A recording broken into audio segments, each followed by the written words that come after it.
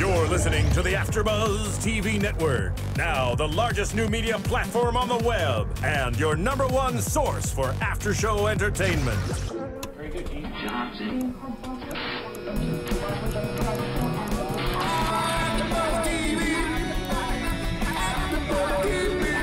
From the AFTERBUZZ Studios in Los Angeles, California, presented by Maria Menounos and streaming live thanks to Akamai Technologies, this is AFTERBUZZ TV's Cosmos After Show. We'll break down tonight's episode and get you all the latest news and gossip. And now, another post-game wrap-up show for your favorite TV show. It's AFTERBUZZ TV's Cosmos After Show.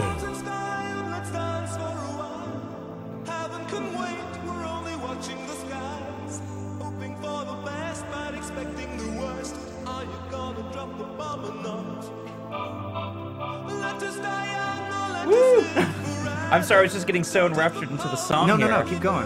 I was just pointing out your greatness. Sing. Wait, here it comes. Here it comes. Everyone at home, join in.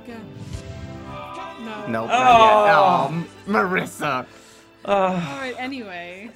Anyways, we were trying to, I mean, this song, of course, it has to do with tonight's episode. It does, it does. Right? Yeah. The Immortals. The Immortals. Episode 11. I guess I should introduce myself and introduce everyone here. I'm Scott Moore. Oh, hello. I'm Dillon Chance. And I am Autumn Chiklis. And JC is off trying to learn how to speak with aliens right now. Hopefully he'll return in a couple weeks. Good luck, JC. From that mission.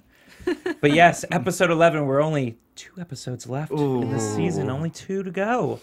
I'm getting sad, guys. I am too. And I have a whole week break coming up with Memorial Day weekend to even be more sad. Yeah. To think about it. Well, everything Depressed. must come to an end, as this episode clearly That's what I was demonstrated. saying. You gosh. just... I was exactly what I was going to say. I'm like, yes. Oh, no, did I steal your line? No, I'm but so it's sorry. great. No, I loved it. The fact that, yes, we'll get to that. You know, everything must come to an end. All good things must come to an end, as my grandmother always used to say. But the Immortals. I mean, this episode was so packed with stuff. What are you guys' thoughts on this? All right, I guess I'll start. Yeah. Well, like I said, all things must come to an end. The good, the bad, and the ugly. It all must... there were moments where it was a bit depressing because Right. we were talking about the fact that all things will die. That's and there was kind of that part towards the end that we'll get to where it was just like pretty much a laundry list of all of the ways that society can just be Could completely die. destroyed and how it probably will sooner or later. But for the most part, it was actually really incredible that they were talking about the fact that even though we must die as a species, there are ways in which we can be immortalized. Maybe not necessarily actually in the grand big scheme of things. Once again, this is a very humbling show, but at the same time they were talking about through stories and through not just through stories, but even scientifically how through bacteria can travel out into space and come back. So it was kind of that weird duality once again of there is hope and there is something to look forward to, and the fact that okay, maybe we might not live forever, but there is something to be said about the continuation of the universe, etc. Right. Yes. And they were talking about us becoming more immortal because we learned how to write. We write our names down. Yes. I think there's a quote from someone. Somebody help me with this one. I don't know who said it, but they said every person dies 3 times. Once when you just die, right? Right. Second time is when your body is absorbed into the earth or, cremated or whatever, what have you. Your, physical body is gone. And then the third time is the last time someone ever says your name. Oof, that's deep. Ooh. So, Wow. if you have your name written down and it passes Right. on for thousands of years... Name your kid after a season. Make it a word. Even though it might not be the right way of thinking They'll about be it. saying your name forever. There you go. Now you're immortal right there. Excellent. Great. I know, because we began basically, we're talking about, the first person to write, and I don't even know if I can say her name right. Edenorana? Enhendwana. It's a There we beautiful go. name, actually. Enhendwana, it is. Enhendwana was a beautiful name out there in Mesopotamia, in the Middle East, and basically her first time writing. And it was pretty great hearing about all the other stories and everything, like Gilgamesh. Oh, yeah. Gilgamesh. I like that they compared Gilgamesh to Batman. Yes, that That's was awesome. pretty great, and was basically the story of Noah. Yeah. Basically, it was. That's right. Well, wasn't that the other guy he talked to? Gilgamesh. Oh yeah, no, he talked to this other guy with an impossible name. Yes. Utum Pishnin.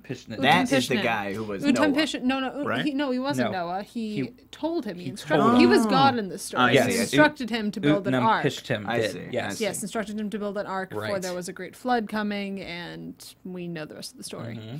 I still think Batman could take Gilgamesh. I don't know. Just me.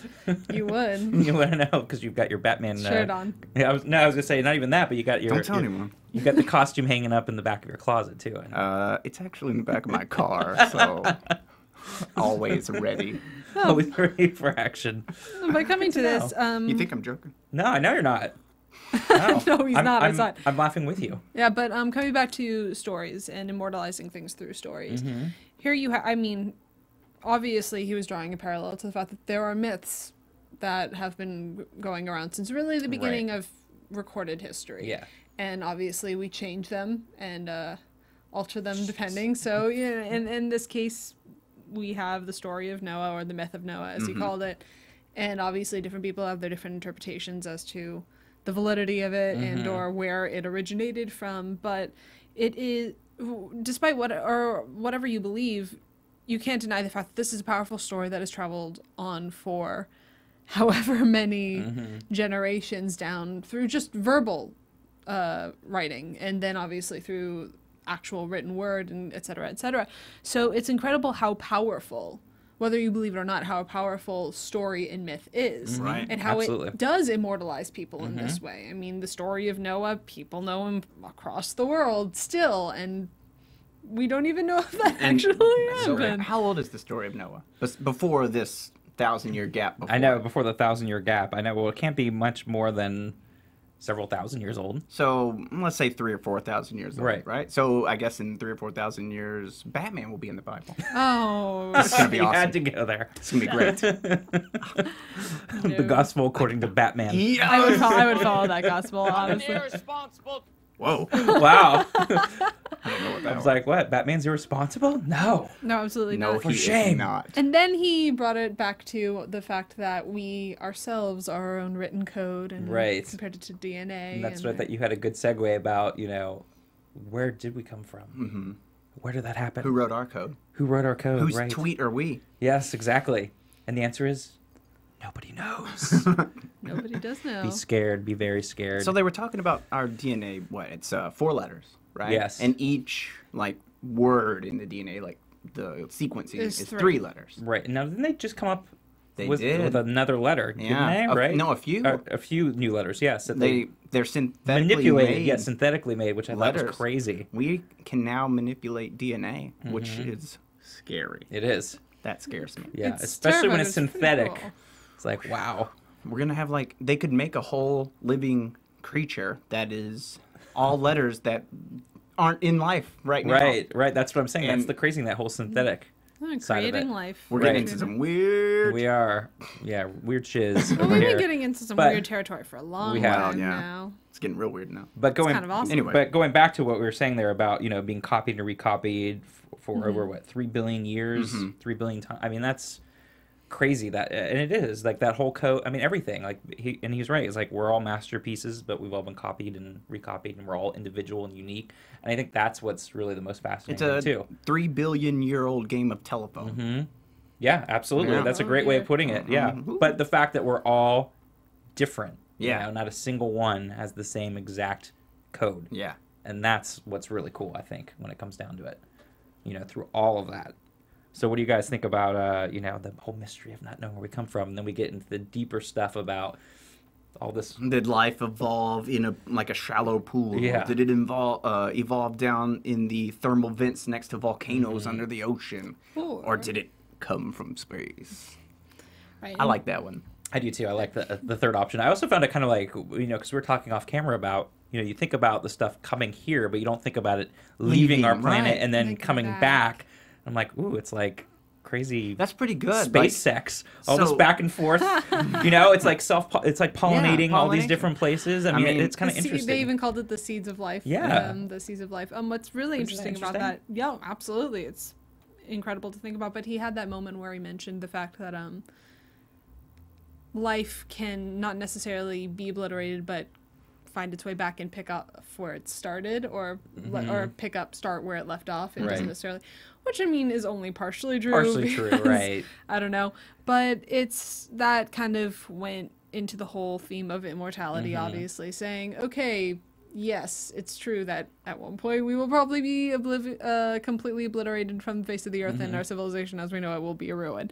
But bacteria and the DNA, and there's so many different things that can live on these rocks, that when a meteor comes crashing into our planet and sends millions of the seeds of life into the giant abyss. Outer reaches the vacuum of of space. And the other interesting thing about that concept is, okay, what if it doesn't come back to Earth, but what if it finds its way on another planet that could... habitable planet. Yeah, that as long as it's habitable and water is sustainable and stuff. It might have already done that. Exactly. There was alien speak in here. There was a lot. And again, it was kind of interesting to me because it was sort of showing about us on the planet and how a lot of our own physics and laws of physics are kind of that happen in space too, like sort of the pollination, and they showed the dandelion, and things that happen in a micro sense on our planet are happening in the universe at large. And I thought that was really fascinating to see that kind of play itself out again. You know, how the rocks go back and forth, and how we talked about, you know, shared between Mercury, Venus, and Earth, and Mars, and, you know, all this back and forth. And that's really, for all we know, really life could have evolved on Venus. Right. And then crashed in, flew to Mars, and then came back to Earth. Like, who knows? No, it's just really crazily mind-boggling. And just the fact of thinking about how, you know, just saying how little time that we actually know of our own history, let alone everything that's gone out further with other potential species and everything. And, you know, there was the whole thing about, and I remember reading about this in school, about the meteorite in Egypt in 1911. That was a pretty big deal. And, you know, it took them 70 years later to find out that it actually had its own code on there, that it came from somewhere else. And then it goes into bacteria and how they survived, and the crazy bacteria that had lived for 8 million years old, that was frozen under Antarctica. Right. And then came back to life. And they came back alive. Oh my god. And they're still alive. And they're still alive. Yeah, that close-up. Yeah, that close up of him freaking out. But it is. That's crazy, like, stuff. 8 million years old. I mean, that's almost as old as, you know, Cher and Barbara Walters and... Almost, but not quite. Ouch. And Joan Rivers, but, you know. Oh, God. Somebody get some aloe vera. Yeah, then they kind of went into the laundry list of all the different ways that we are probably going to perish, or eventually going to perish. And you had super volcano, small asteroid. What else was there? Oh, death by virus. Yes, which you mentioned, and I was like, oh, they're going to do something spacey and everything. And you're like, oh no, it'll probably be some crazy thing, and then it was the virus. bacteria. It was bacteria. Well, that's something that could be a combination of all of those things. Right. Yeah. There could be a rock heading its way right now with some crazy alien virus that hits Earth, and then we're all toast, because nobody has any immune system to that. I don't know. I have a pretty badass immune system. Okay. Living in college has made me really... I'm like, hey, we all live in LA. Come on, we've got to be defended from a lot of it'll never make alien viruses. Yeah, right. It'll never get through here. No, but yeah, what was interesting about that laundry list was at one point it started to get very depressing. It did. And I started to get a bit paranoid because they're just talking about, and then we could die this way, and then this way, and then probably this way. And that won't happen, but then this could very well happen. Easily happen. Yeah, but Prepare yourselves now for the end. Kind of. No, but what I actually really love about the show, and what I love about him, is the fact that he's telling the truth about all these things, but at the end of the day, he doesn't make it about that. He doesn't focus it on it. He brings it back to a more positive place. Exactly. I was just going to say, he at least ends it in a positive place. Because in a lot of ways, I was like, I don't know if humans are going to be that evolved at that point to do those things. Don't live in fear. Some may end. say he's a dreamer. Yeah. But he's not. But he's not the only one. Thank you, guys. Thank you. We got you. But yeah, then after the laundry list of things that could kill us, he went into the laundry list of things that we could possibly achieve if we would get our shit together. I like that. Yeah. That was really cool. I mean, obviously. He touched slightly on the global warming. Oh, that was sad. And showed lots of emotional clips there of the Earth just being polluted, and I think that was Chernobyl or some radioactive. Yeah, and then facility. Hitler came up. Yeah. And... Well, he was talking about our intelligence as a species and how what separates us from everything else is that we're so smart and we can build this great society and that we can do all these things. But at the same time, it's almost a weakness because we don't use it to its fullest potential, and we fall victim to people like preaching at us, and we like, oh yeah, what he said, oh my God, join in on him, okay, yeah, he's smart. Instead of like thinking for ourselves and figuring everything out, we just go in with these leaders who tell us what to do. Well, yeah, what he talked about was intelligence being essentially the ability to adapt to challenges. Right. And then he didn't say that we were stupid, but he made the implication of, hey guys, we're being stupid. Because then he went into the rant about, or not rant, but kind of examination of the fact that if intelligence is measured by our adaptability, we sometimes have trouble opening our eyes and adapting to the challenges that face us. But obviously what he was trying to get at, I guess it was more of an inciting thing rather than a insulting thing. Sure. But yeah, then he went on to that very lavish and almost, I would argue, over the top expression of all the things that were possible, which they are, and it's wonderful, but except one of them, which was the restoration of the polar ice caps, which we all know. No. Well, I think a couple of those things got a little, to me, it was like, oh, to kumbaya. And I'm like, I just don't see that happening. That's what I meant, over the top. To be fair, that didn't come out until what, this week, last week? This past week. Yeah, the study of we've reached the tipping point, guys. Arctic shelves, it's not coming back. But I still had that kind of like, aw. But it did. But there were just a couple of those things there. I mean, kind of going back to a little bit about what you're saying. It's like not using our intelligence like the other creatures use their most powerful strengths, their ability. We don't always do that, and we have a hard time looking ahead. And they did mention that, and it's really true. And you see this in other things about climate change and other things. When you can't see it right in front of your eyes, it makes it hard to know that there was really an issue there. And thinking, but by the time we see it in front of our eyes, it's too late. And thinking about future generations like our kids and grandchildren and so on and so forth, when we're thinking right in front of our face, profits, which is a huge thing. And that's a big thing right now too. Even like up in the Arctic, they're talking about the ice caps melting. And now there's all this untapped oil and natural resources up there. And instead of people freaking out thinking, oh my God, the ice caps have melted, this is not normal. They're thinking, like, ooh, more oil, signs. more stuff that we can explore. And all these countries want to go in and explore it. And it's that same kind of concept. It's like we can't think ahead. All we're thinking about is in front of our face, money, and what's happening for us right now, not what's going to happen in our future for the next generations and stuff. And that's what makes it really tough. Oh man, we've been having a hard time getting in on those. There's there's a very short and very disturbing play called The Conduct of Life. I don't know if either of you have read it, but it has a small monologue, a very short monologue in it about that exact thing, which was it was actually very depressing and very sad. But the point of the monologue is they ask him, do you think people are not necessarily evil, but are we selfish, like inherently selfish? Or I do think. Greedy. Are we like, I can't remember, but it was something like, are we damaged in our hearts or something? I can't remember, but it was very melodramatic. And she basically goes on to say, yes, because we have an inability to look into the future and see the consequences and the things that we necessarily need in the future. All we see are our immediate desires, our immediate pleasures, etc. And that's like the whole point of the 15-page play. I think it is 10-page play. But that's beside the point. The point of that is we do have a tendency to look for our immediate desires and immediate needs and exactly. And more than, I mean, I guess you can get into the pyramid of needs, but our immediate desires and needs and wants, and kind of act in accordance to how we can attain that. Yeah, you're absolutely right, because our immediate wants and needs are very different than someone out in the middle of nowhere in Africa that doesn't, so there are differences in what, you're saying. What you want versus what you need. They just want some food and some clothes. And have to go get water, clean water. Yeah, and big difference in what we have to deal with it here. Right. And we want too much. Yeah. Absolutely. But it is a very good point because, and I think he did do a good job of explaining that. I didn't really agree with everything at the end because I felt like it was too, everything's going to be perfect.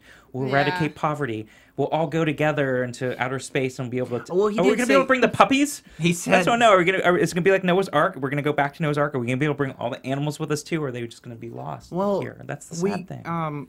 He did say it was like, this is what it could be if we got our act together. So it's not this is how it's right, and he did say that. And he did say that. It was like, we can't predict what's going to happen with that. And that's true. When he's saying, if all of humanity and mankind figured it out and rallied together really quickly, this is some of the things that we could accomplish. And you know what? Now now it wouldn't be too crazy to actually make some kind of arc with all these, because we can carry everything in genes. We can carry everything in tiny little codes. And that's what I'm wondering if you know, there is a project underway, isn't there? If something happened on Earth, I remember reading that somewhere. That was something earlier in time where they were trying to take. I think it was seeds at least, plants, right? Yeah, and taking the seeds from all the different plants. And I wonder now if they would be doing something like that for animals, because you know it's like they do stuff even for ridiculous things like movies and. Right.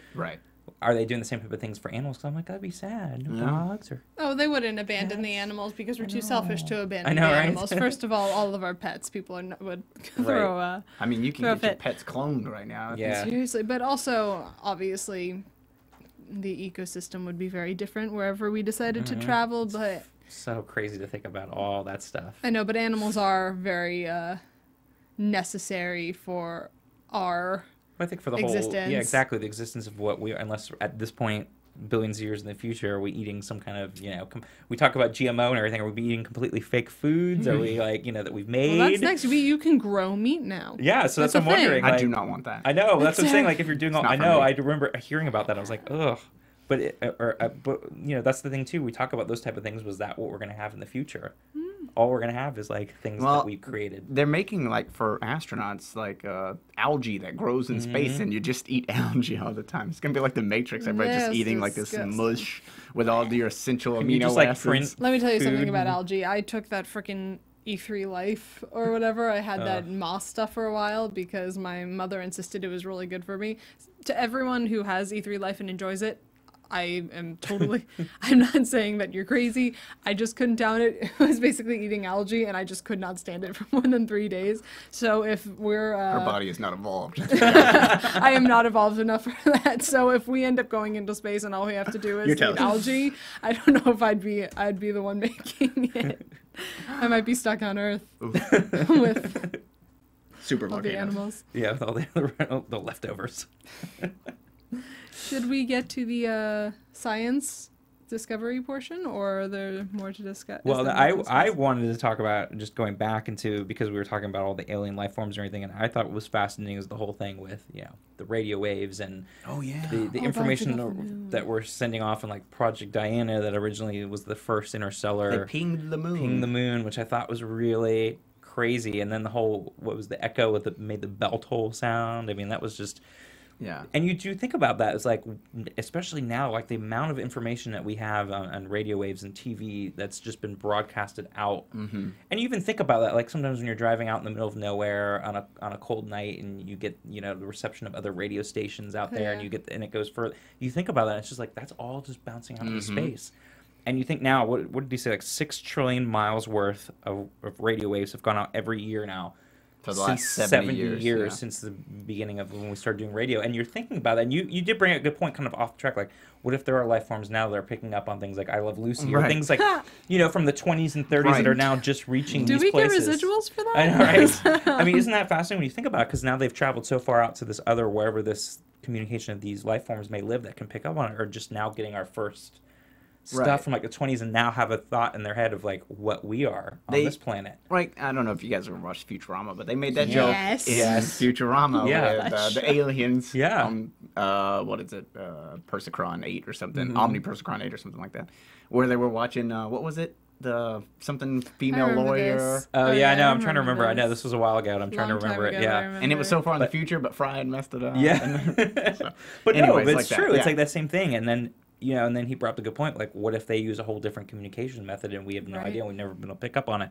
And if they do use radio waves, it's true, like, we haven't had the chance to even pick up on it yet. And that's another thing I remember reading about, too, because say they were sending out radio waves. Right, or they were just doing their own stuff, like broadcasting on their own planet. Or their own whatever. Communication strategies. What if their rays and blasts and messages came through when we were like cavemen? There's no way we would have ever known. Exactly. And now it's lost forever, and that's it. They probably pinged us like back when we were cavemen, and they were like, nothing. All right, keep going. Yeah. And then just moved on. And they kept going on because they didn't hear anything. I mean, that's the thing that's so can like make you go crazy just thinking about the whole back and forth, like.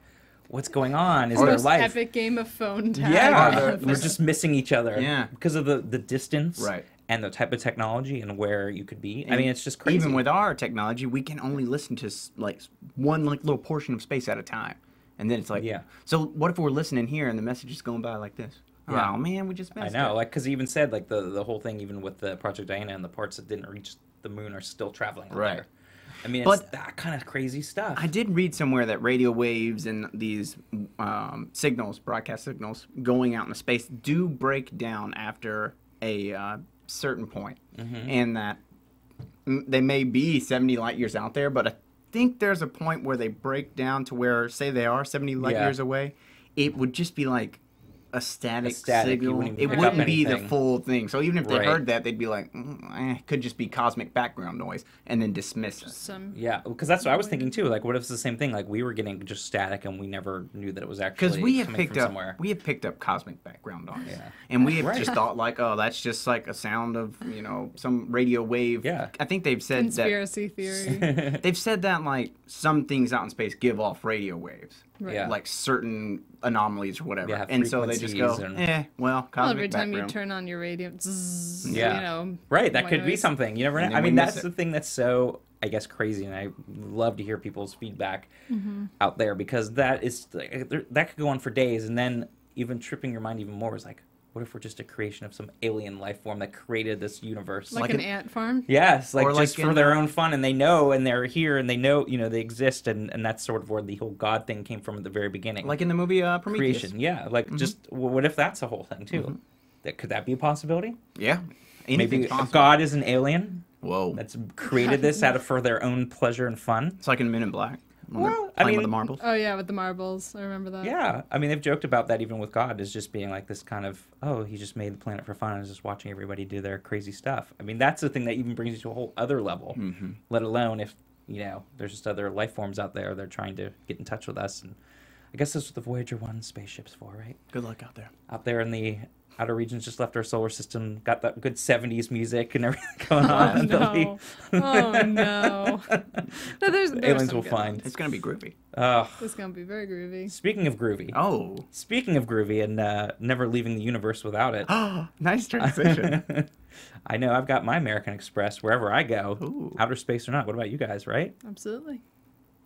My name is Yvonne Saravia, and I am a home health aide. My credit score was very high. It was like 700 something. Then I had like a hiccup in my finances. Everything just crashed. But I don't crawl under a rock and cry. It takes baby steps to get back. So that's what I am doing. With American Express Serve, you have a full-service prepaid account that helps you handle your money simply and affordably. There's no credit check. You can pay your bills online and reload cash for free at over 15,000 locations, all for $1 a month, and all backed by the 24/7 service of American Express. This is what membership is. This is what membership does. Get started with an American Express Serve card at CVS Pharmacy or Family Dollar today. Terms and restrictions apply. Go to serve.com for more details. Oh, man. Always brings me to tears every time. Never I hear leave that. the universe without. That's right, never leave the universe without. I Their just wonder, campaign. what about the aliens? That would be a good campaign. It would be, but what about them? I mean, they probably just laugh at us with low credit scores. So They Look at our economy and laugh, okay? we don't need I that. look at my economy and We're laugh. so far beyond credit cards. transfer money with their mind. Yeah, that's right. I think they're kind of above. I'd probably assume they're above currency Yeah, at I this think point. so. But That's a whole other topic that Yep, we could yes, just yep. go on forever. But yeah, should we move on now to science and The gossipy news from this newsy week. and- I like that. AfterBuzz TV News. Dylan, do you have anything for us this week? What? Well, you guys have notes, so you guys cover your stuff first. I brought my clippings, but I didn't know if you'd heard about the sun's the spot on Jupiter. I did. Shrinking. Shrinking. Oh, that's I wonder what that's all about. Yeah, they had. I read one theory that it's feeding into some eddies, on Jupiter, and that is helping speed up its slowing down. It's just Maybe can you fascinating. pass that? Can you No, I mean decipher that? Well, because it's basically a big storm. Sure. So at some point you would think it would wind down, but it's been kind of going on its own, and like you said, the eddies could slow it down and everything. But why now? What is causing that after all this time? Well, maybe it's just. I mean, now's its time, right? It's just fascinating. To me. Everything comes to an end, right? Yes, right, exactly. But that was a cool story, I thought. Yeah, I like that. Another one, because I'm the big weather geek, is they talked about that the solar winds hitting the Earth can actually affect lightning storms across the planet. That's awesome. Which is it makes sense. It does make sense, but it is interesting though to think because we're all so much. Again, a lot of it is controlled by space too. We don't even think about the weather being controlled by space, but it's true. And now just being able to think that, but the solar winds could actually enhance lightning. That was pretty cool. So gotta love that stuff. Enhanced lightning. Yes, enhanced lightning. That sounds scary. Yeah. The only thing I had to contribute was talking about Jupiter and the eye of it shrinking, but yeah, we no, already that's covered really it, so. cool. I know I didn't mean to steal that away from you. It's okay, I stole your opening line. Tit for tat. But the other cool thing too is that there's new proof of, well, not cool really, it's kind of depressing, but the new proof of the asteroid's devastation, the Chiklis, I don't know if I'm saying that right. It's spelled really cool though, but the asteroid that slammed into Earth, setting off a chain of events that wiped out the dinosaurs and countless other species. We've talked about it on this show back at, what was it, episode 3, episode 2. Scientists have tried to reconstruct the events immediately following the devastating impact to determine exactly why so much life was lost and why the impact was so tremendous that it killed nearly 70% of all life on this Earth. And they've talked about the location of it. And they talked about some other cool things they've been able to find, that where the asteroid struck, the planet was plunged into an impact winter, which we also talked about on today's episode if we had a super volcano. And what was the volcano they talked about, the one that hit on Indonesia, right?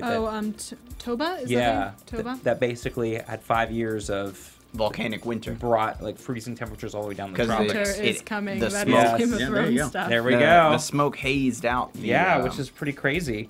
And this is basically the same thing, that this asteroid had the impact of winter, that the dust from the collision and soot from the wildfires rose into the atmosphere, blocking sunlight for years and years and years, which obviously affected, photosynthesis and everything else. So it's a pretty interesting finding here about learning more about this asteroid in Chiklis. So everyone should look that up if you want to learn more about the asteroid Chiklis and its devastation of killing off the dinosaurs. Speaking of dinosaurs, did you guys see the big big find? Of course, in Argentina. Yes, in Argentina, in Patagonia. The huge dinosaur, like 103 feet. Yes. Right in time for Godzilla to open. Right, perfect time. Yeah, and also that the long necked dinosaurs lived longer too, past speaking of the asteroid as well, they lived beyond longer than other dinosaurs did after this whole devastation. So they might have been into the next period. Yes, which they didn't think they. No, they made it past the Jurassic period. So that, again, all interconnected here between that find and the asteroid and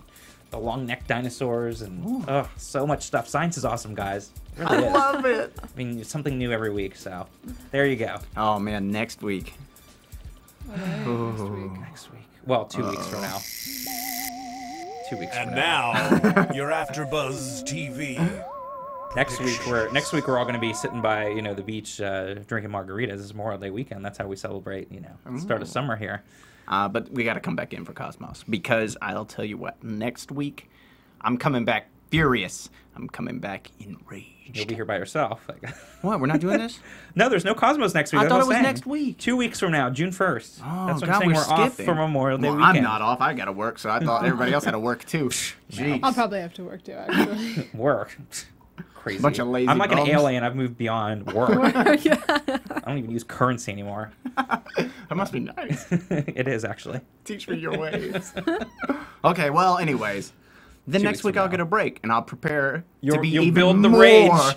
angry. Yes, you'll build for 2 weeks worth of rage. Because our next episode is about, it's like really hitting into climate change. Oh, yeah. Right. Super hardcore climate change. Ooh, talk about the controversial stuff in 2 weeks from now. Yeah. Better prepare for that. I know you're going to bring the facts. Oh, yeah, and I'm super stoked by that, because that's my love right there. You're going to Climate bring the change thunder, and right? weather. Oh, yeah, and the lightning. Oh, yeah. And the lightning, and the solar winds. Enhanced lightning. Enhanced lightning from the solar winds, people. And I'm So much just goodness. going to be angry. And it'll be the first day of hurricane season, too, so I'll be extra excited. In the Atlantic, of course. It already started in the East Pac on May 15th. What a weirdo. You're wearing a Batman shirt. I have a Batman Autumn's onesie, like, it's I'm fine. the only normal one here. Oh, no, Help. so not true. I have a Batman onesie. It's okay. Okay, Marissa is the one that's saying I'm the Marissa normal one here. is the That's only why she's normal not person here. talking, because she knows it's better not to speak. Are you excited about hurricane season? Well, I don't know much about hurricane seasons, but I do know a lot about tornado seasons. Yeah. Right, So, What's going on right now? I mean, it's the same thing on land. That's in a right. way. Yeah. But hey, it could be tamped down I can this year because of tell, El Nino. Ooh, Oh, right. that's gonna be fun. I can tell a story about hurricane season back when I lived. You went through Hurricane Rita. I sure did. I had right. to evacuate for a couple weeks. I'll tell that story I next went time. through a You s- hurricane. I you- just can't remember which one. You tell that story in 2 weeks when we talk about climate change. That's right. I will, because it was huge and it happened right after another huge one. That was the start. That's right, Katrina. All right. So where can they find you guys until then for 2 weeks from now? 'Cause All they're gonna right. miss you. All right, you can find me on Twitter at AutumnChiklis, or you can find me on AfterBuzz Game of Thrones. Ooh. And you can find me on Twitter at Dillon Chance. And I think that might be it, because all my shows are wrapping up for the summer, guys. I'm almost off. I know. Same here. I'll be back though, because I got a summer full of shows like Defiance coming back, and Orange is the New Black, and True Blood for its final season. So I'll be there after this show winds down in 2 weeks. But in the meantime, you can find me on the old Twitter at sman80. That's SMAN80. Marissa, where can they find you at? You can follow me on Twitter and on Instagram at SeraphiniTV. Yay! All right. Well, thank you guys so much. It's JC, been an we missed exciting you. episode. I know. We missed you, JC. Good luck in finding alien communications. Please. Until next time, 2 weeks. Good one. From executive producers Maria Menounos, Kevin Undergaro, Phil Svitek, and the entire AfterBuzz TV staff, we would like to thank you for listening to the AfterBuzz TV network. To watch or listen to other after shows and post comments or questions, be sure to visit AfterBuzzTV.com. I'm Sir Richard Wentworth, and this has been a presentation of AfterBuzz TV. Buzz you later. The views expressed herein are those of the hosts only and do not necessarily reflect the views of AfterBuzz TV or its owners or principals. Thank you for watching AfterBuzz TV on YouTube. For more of your favorite after shows and interviews, subscribe to our channel here, and be sure to share your opinion on the episode in the comment section below here. We'd love to see what you guys are buzzing about. Thanks again. Buzz you later.